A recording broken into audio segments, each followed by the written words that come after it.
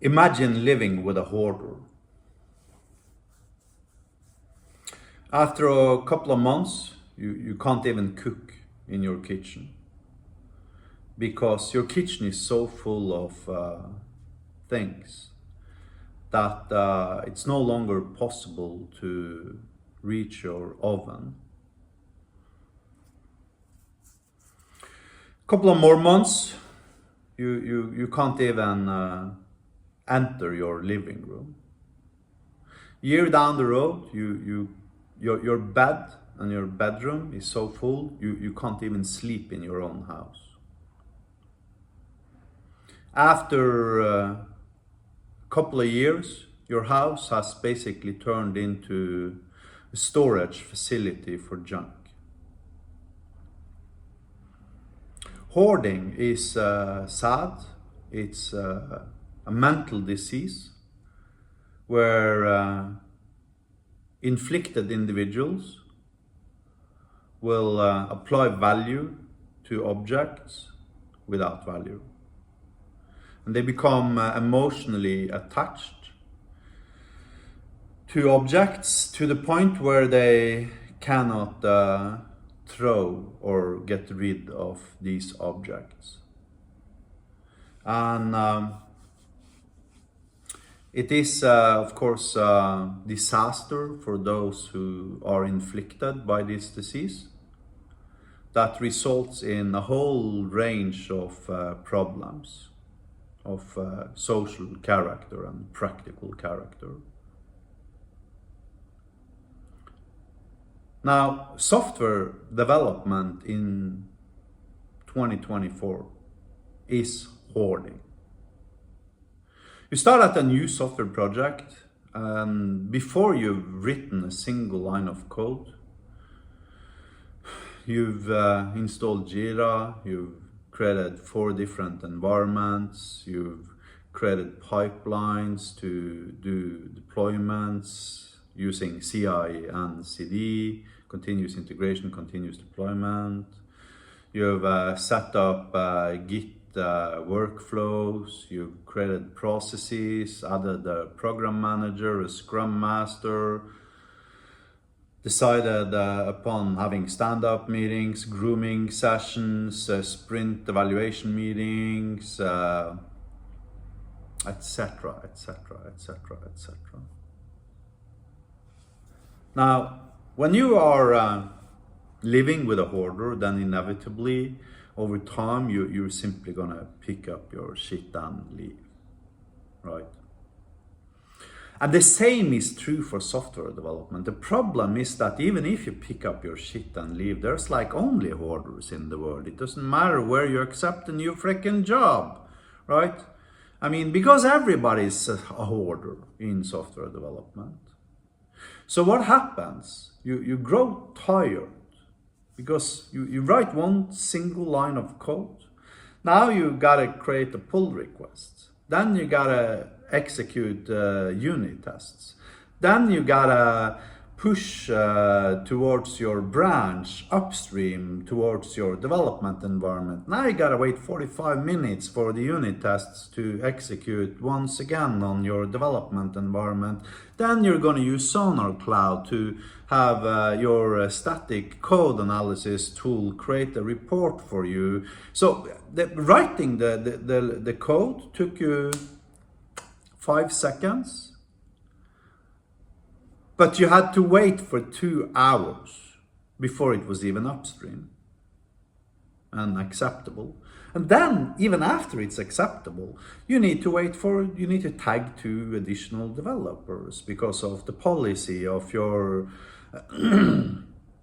your pull requests to accept your pull request. These 2 developers needs to manually, review your code and go through what you did and, provide feedback. Maybe 50% of the times you're getting comments back which you need to deal with before the pull request can be accepted. You took a process that took you 5 seconds to solve, and all of a sudden it takes 2 days before those 5 seconds matter.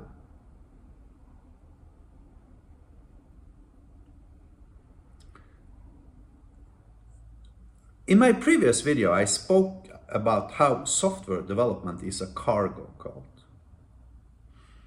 Software development today is kind of like those bag ladies we used to crack jokes about, sadly. Homeless ladies walking around with, 50 bags of stuff on the street, and they couldn't get rid of their stuff. And this results in burnout. This results in developer burnout. Over time, you become so tired of all the cargo that surrounds the process of creating software. So you end up quitting software development. Now, the average software developer today, how many years does he work as a software developer, or she as a software developer, before they simply give up and enter management? 5, something, 6, 7? You rarely meet software developers today with more than 7, 8 years of professional experience as a software developer. Why is that? Why is that? Ask yourself why. I know the answer.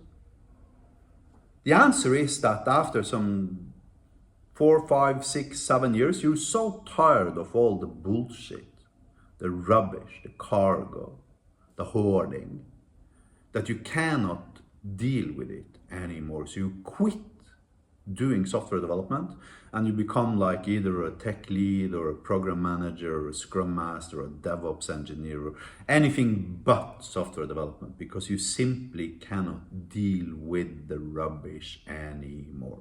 This is the sole reason for developer burnout. I have 42 years of software development experience. I am the by far largest contributor to GitHub in the island of Cyprus. I have an approximately 17,000, 18,000 commits towards GitHub the last 7, 8 years. That puts me as the most productive software developer in Cyprus amongst a population that statistically should be having approximately 18,000 software developers in total.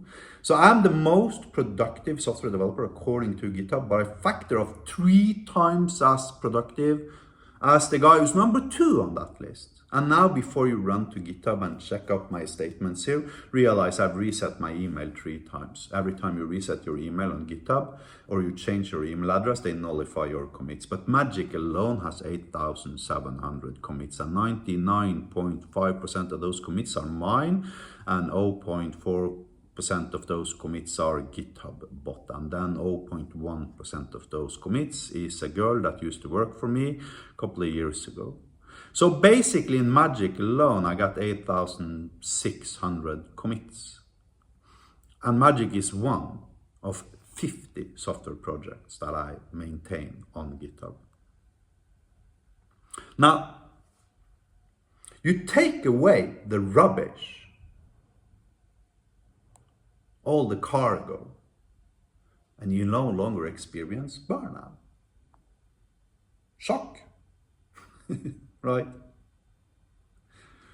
When your living room is beautiful and it's not overloaded with things, and you can see the walls and you can move around without stumbling on shit, you kind of want to hang out in your living room, don't you? Right?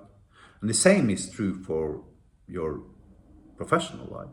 When your professional life is no longer full of rubbish, you feel comfortable with your professional life, and you can continue for 42 years just like I did, right?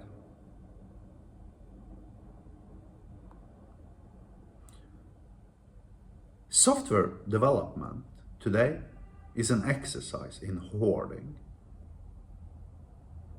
and that results in developer burnout, where software developers works for 4 to 5, 6, 7 years as software developers max before they move into management or something else, anything but software development. simply because they realize at that point that the processes we have created around software development itself are so mentally overloading that it is no longer fun to create software. When you started out creating software, everything was fun. I remember my first program, I wrote it in 1982, I was 8 years old. It said 10, print Thomas is cool. 20, go to 10. Of course, I was 8 years old, for the record.